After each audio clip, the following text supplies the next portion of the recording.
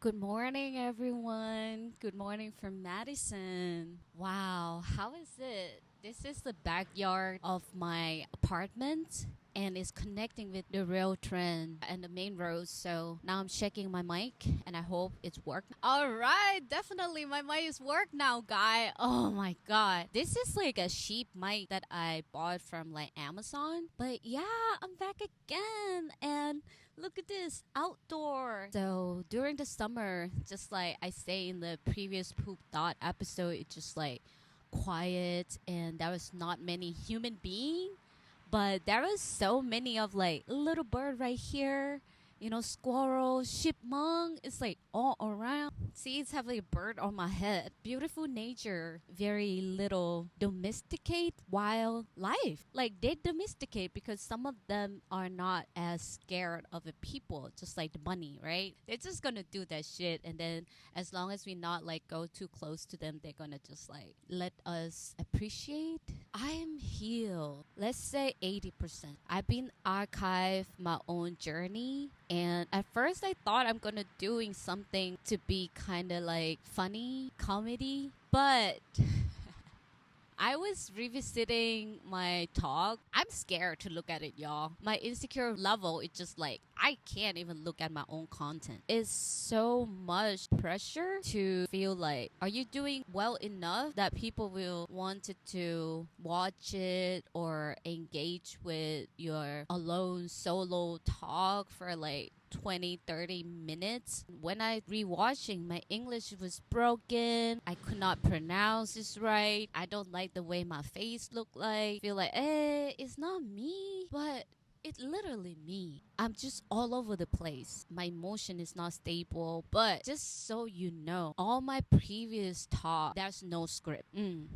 100% no script. Whatever I did, it's come from me. So it's definitely me. I was living my life not seeking for a conclusion. I would just like, yeah, let's vibing. Let's let thing unfold. Let just flow. No plan, no goal during summer. I only have 3 months each that I'm gonna just talk to anyone, go anywhere, do everything that's the universe offer me to do.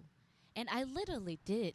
I did like spend a bunch of time for self reflection and I wrapped up my lesson. First of all, I feel like one thing that I've learned about my spiritual journey is I'm here is so easy for me to practice Buddhism, also open up for the new religion, just to connect with my spiritual ability, not seeking for like doing something super, super big, save humanity, like a big mission. No, I'm not doing that. To be honest, I'm greedy. To be honest, I'm still a human being. And I try to be selfless. I trying to not be selfish. For me, selfless. It just means like you see yourself through all of dimensions in your life, and that's mean you revisiting, analyzing the pattern of your relationship between you and others. I was just thinking more about how could I reconnect with my family and what is the tension or the block that me and my family unable to express love enough because I was flew away from my country like so far away, and I feel tremendously lonely, guy. Like I never ever need to leave somewhere all alone. I always like have my family or someone I know, or at least people who speak my language, and I feel secure. I feel safe. But when I'm here, I was like, I feel all alone. Who can I return to or talk to when I feel bad? I need some courage to continue my life. It gotta be my fam. I'm very close to my brother, and me and my brother help each other heal from the family trauma and all those like lack of love and validation wound. Oh my god, it's raining. Back into my room. That's the thing about nature, guys. It's unpredictable. Maybe I need this place to be my studio and permanent podcast recording. Anyway, continue with the self-reflection. Okay, with my brothers, we are a good team. We are good teamwork against our parents. What I've learned recently, just like, damn, actually, the love language of Asian parents, they very like act of service, and it's not much like showing intimacy, express sweet words. Is not their nature. It's not that kind. The thing is like when you learn it and then you need to overcome it, that's another story. How do you gonna overcome it? You only live like 20-ish years old. I'm almost 30, okay? And I feel like, okay, with my life experiences, of course, I give the fucking whole credit for my parents and my grandparents and my great-great-grandparents, my ancestor that is like, give me this vehicle, pass on strong genes and DNA, and the effort of my parents that they earn every Thai baht. They work so hard, giving me the best education, everything that they missed opportunity or didn't have an opportunity to gain, to get, to live. They passing on to me, y'all. So when I grow from meeting multiple people, heard a lot of wisdom or people personal experiences, that taught me to see the world in more harmoniously. Like you see the darkness, the shadow, but also others people who overcome it. They get here healthy. Their life circumstance is very stable. So you heard from those people and then you see like, oh, actually it could be healed. Fear could be overcoming. Everything can improve. Like it's give you some hope to like start doing something, right? And yeah, when I was young, I was angry when I just first learned that, wow, this is not fair for me as a young child or my brothers, that our parents so strict, so mean or something like that. And you kind of like wanted to leave. You want to run away like farthest from the place that is always going to trigger you to being your old self, the one that seek for validation, the one that always hurt by words, sad. It's triggered many like childhood wound, and yeah, you want to run away. But when you learn about like, oh yeah, you have ability to change something, like you learn, you get a degree, you make money, you build a new communities or whatever, and then you was like, oh, let's change, let's do something, seeking for external change. I was like, be a part of student organization, okay, politics, anything at all that I can make change, you know, out there. But I didn't do it out of my pure intention. I did that because I seek for validation. I want my parents to see, look, I do some important stuff. I'm selfless. I did something big for society. I'm greater than you. I used to blame my parents that they selfish. They only care about their own financial, their own life. But at the same time, y'all, like, I mean, my parents are a significant person who nourishing my communities. Like, they always give support. It's not just my parents though. It's like everyone in the community. They will engage in sharing their resources, you know, like, or labor or anything at all, like to the community. But at that time, I don't see that side, right? I was just like, oh, so uncomfortable. Every time I go back to my hometown, why a lot of people all around. I hate family gathering. I hate seeing people drink all the time, kind of thing. And I was like, oh, I'd rather like stay around my campus and hang out with my friends who cool. The point is external change is not going to make you become a better person. You need an internal change. And that is comes to me when I hit my young adulthood. I graduate bachelor. I starting my master. I have a solid relationship. My ex-partner, he's older than me. He taught me a lot. Like, at least he pointed out that I don't want to jump into a real world too quick. The real world that I say is like the metric. Like, you programming to do something day by day, such as you go to work 9 to 5 and then you drink with your friends on a weekend. Like, you not need to rush into that. And I appreciate that because my master life journey changed my life and it sent me here. Without me like continue the master degree in Thailand, I probably not find the community that I want to do research on, and I probably not have enough basic fundamental in academic unlock my potential English, do several like freelance translating jobs job for like the researcher, local people in a mountain, you know, like, because I speak Northern Thai too. I did a lot of shit during my master, and yeah, it just brought me here. When you do the external change, this kind of change is can change your life circumstance. Yes, a lot of my friends just like finish the degree, they have like a high score of English tests, you know, like IELTS, TOEFL, and they move the country. They just having a good life. Some of them met their life partner. Some of them have kids. Some of them have a great job. Some of them open the business. Blah blah blah blah. You can change that, but your fucking trauma and the wounded that is not healed is gonna come right back. You know what I'm saying? Every time when you alone, every time that you feel left out, every time that you feel alienated, every time that you are sitting by yourself in the shadow, it come back in. Or when you have a heart broken, when your partner decide to leave you, it's gonna come right back. Nobody gonna stand aside handing you and say like, let's go through this together. No, probably some point of life, like I have my great partner for like 6-7 years, but it's up and down. I'm not gonna talk about it. All I remember it's just like, it's great to have someone that was just like, okay, I'm here for you, but they're not gonna help you much, y'all. It's need you need to get over it, but it need a lot of strength in your mind and your wisdom to unlock the ability to shift your reality. And to shift your reality from here is so difficult. It's not easy at all because you've been repeat the old pattern over and over and over, that your body, your mind, your soul, your heart used to it. For example, when you're lonely, you single, right? You seek for partnership. And how you love, it's the same old pattern that how you understand love with your parents. Like for me, I grew up, okay, my parents never showing me intimacy. I never see them kiss or hug, to be honest, but which is fine.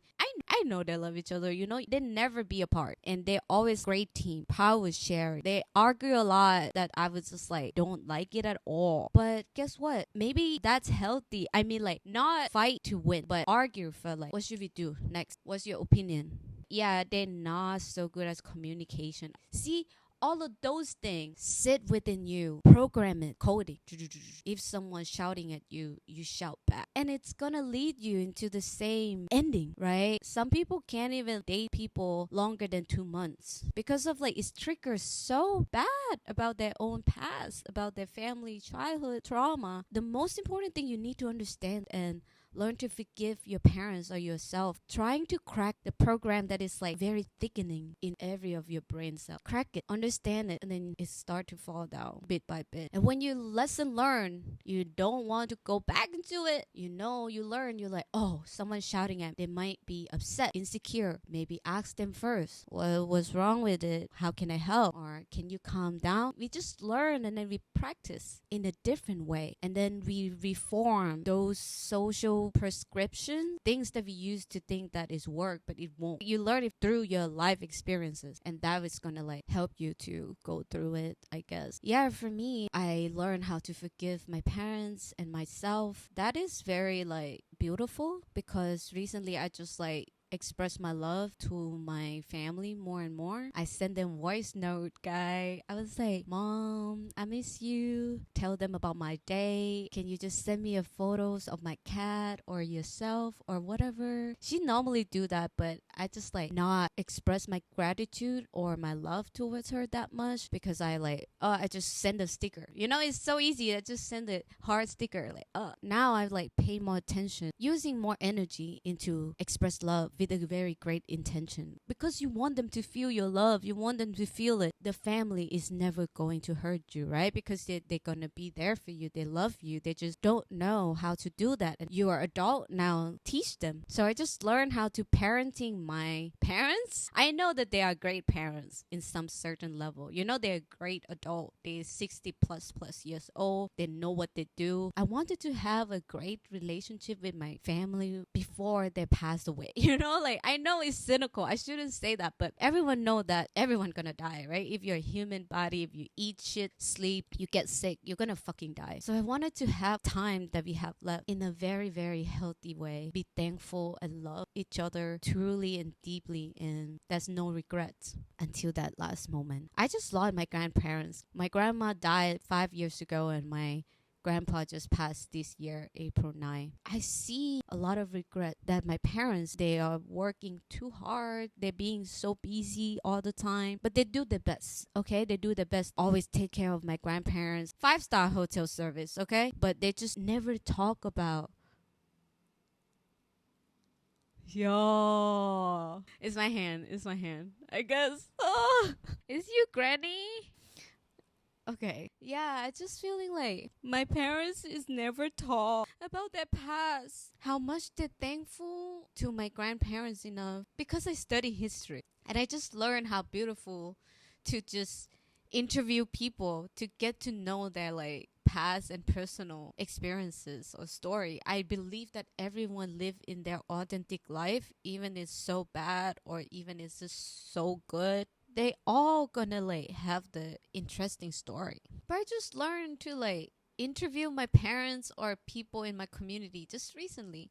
I asked about like how is my grandpa? What was he? And they said like, oh, my grandpa is just like a hardworking man. He would go into the jungle and then chop the wood all day. That's how he spent his day. And he is small dude, y'all. But he was just like sharing those chopping wood to everyone that in need. I wouldn't know about this from my parents. I heard it from my neighbor and they talk about this with my parents, and then that's kind of like that's true, and then they're starting to explain about how is our house used to be exactly the same land, but now it's improved because like we earn more, blah blah blah. When I was young, I'm not appreciate those old story because my child mind won't work that way. I'm seeking for something flashy, something like new, something like not basic. At that time, I judging. It's like, ew, my house used to be so small. I'm so grateful that I was born and my parents already like wealthy for some certain level, you know. But however, all of those things, it's becoming so meaningful because there's no way to go back. It only exists in the past somewhere as the way it is. Now the river, the nature contaminated in my hometown. The river stink, no fish. The child are different. They not run around, they not swim in the river no more. They scrolling TikTok. They even like try drugs so early, y'all. At that time when my parents having my brothers, the worst case that my brother do it just skip the school and go to the internet cafe playing arcade game. That's why I feel like this is probably nostalgic feeling and meaningful now, just because you can never go back. And I remember before my grandma passed, that was like a very weird thought that I have. And I know that if I do this, it's out of my character. Like, I mean, the character that I have been built or been raised growing up. To be a normal northern girl, you need to just do everything just like everyone else. Speak the same language, same manner. My hometown, people are gonna talk in a certain way. They would be like, hey, daughter, you so adorable. And then there was like, I could do it in my language. Ôi, ý laอย่ามาน่าฮักเต้มาวันนี้เร็วอย่ามาบอกเลขบอกหวยแม่กำเดี๋ยวแม่จะไปซื้อหวย When they like seeing a little child and we are believing like reincarnating, right? So they're gonna believe like every young child gonna give you our correct lottery number. So they're gonna like, oh, come here, little girl. And they're gonna like buy lottery. Some of them are like really literally like hit the jackpot, y'all. This kind of thing is like is a set of like conversation or talk that you never go too deep or personal, even with your own parents. Okay, I don't say like every house like this, you know. Yeah, but I remember like my grandma, she was in hospital for like several months, and I remember like after I finishing my exam, I need to go back. I being with her in a hospital, and she getting worse and worse, guy. Like at first when I got back, she's still able to open her eyes and look at me. I see her smile, her eyes smiling. She can't speak. And that was one day she just not respond. She not die yet. Her heartbeat is still there. And I just like, I'm gonna fucking do this. So I just sit next to her and I tell her the milestone story. I was like, Grandma, do you remember when I was 10 years old? I have a very bad grade in school, and then I cry. I come back home crying. And you was with me and told me that, Poppy, you can do it. You just need to study harder. And I believe in you. And she said like, here, girl, if you study hard and the next semester your grade is improved, I'm going to give you a very beautiful gift. And 10 years old girl, I was like, my eye just brightening up. Reward. All right. Motivation. I don't know how I did it, guys. I don't know how that 10 years old Poppy did, but she did it. She did it. I was elevating from like a lower class to the top class, like not so high, but one level up, elevated. And I'm so fucking proud. I was run back from the school bus and then like, Grandma, I did it. And she's like, I know, girl, that you can. I know that you will. And then she bring up a fucking stupid toy. Like, it's a fake small plastic figure of cooking set, but it's all pink. But that time, it's just super pretty. I still remember that gift. But yeah, I whispered this story next to her. But nothing happened, she sleep. Deep down, I just feel like I should do this more often with my own fam or my close friends or everyone at all. I don't know why I have a vivid memories about specific things in specific times for no reason. Since I did that with my grandma and I feel heartfelt and I hope she feel that too. And it's so beautiful, at least in my mind. I wanted to have that, better than I remember her with all of the medical things all around and how she dropped dead because of like over medication. I'm not gonna tell y'all like how's my grandma died, but it's literally from like the mistake of the hospital. Yeah, I think I've been speaking very, very long.